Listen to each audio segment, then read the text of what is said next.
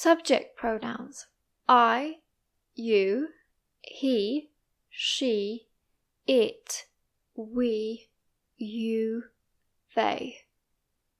Possessive adjectives: my, your, his, her, its, our, your, their. We use subject pronouns to talk about the person or thing that does the action. I like chocolate. We use possessive adjectives to talk about the person or the thing who owns the object. I like your car. I found her computer.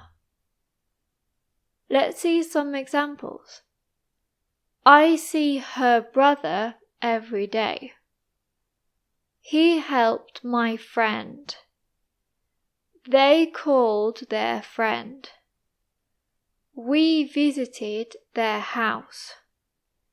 You found our hotel.